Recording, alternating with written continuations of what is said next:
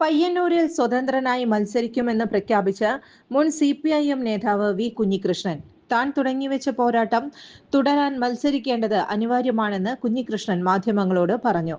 ആരോപണ വിധേയനായ വ്യക്തിയെ മത്സരിപ്പിക്കാൻ ഇടതുപക്ഷം തയ്യാറാകില്ല എന്നായിരുന്നു കരുതിയത്. തെരഞ്ഞെടുപ്പിൽ മത്സരിക്കുക അല്ലാതെ മറ്റു മാർഗമില്ല എന്നതാണ് സാഹചര്യമെന്നും അദ്ദേഹം പറഞ്ഞു.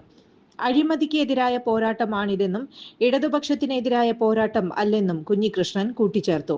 പയ്യന്നൂരിലെ സ്ഥാനാർത്ഥിയെ ഇടതുപക്ഷമായി കാണുന്നില്ല. ഒരു ഇടതുപക്ഷക്കാരനെ പോലെ അല്ല അദ്ദേഹത്തിന്റെ ഇടപെടൽ.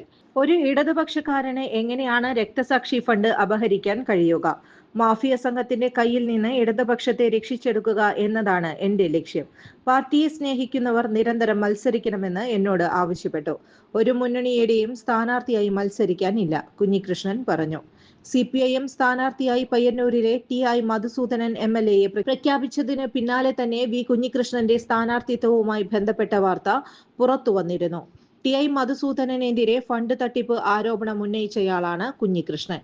ശാസ്ത ഹെൽത്ത് കെയർ ഹോസ്പിറ്റലിൽ ഇപ്പോൾ വിദഗ്ധ ഡോക്ടർമാരുടെ സേവനം. ആധുനിക രീതിയിലുള്ള ഓപ്പറേഷൻ തിയേറ്റർ, 24 മണിക്കൂറും ആംബുലൻസ് സർവീസ്, ആവശ്യക്കാർക്ക് വീടുകളിൽ ചികിത്സ.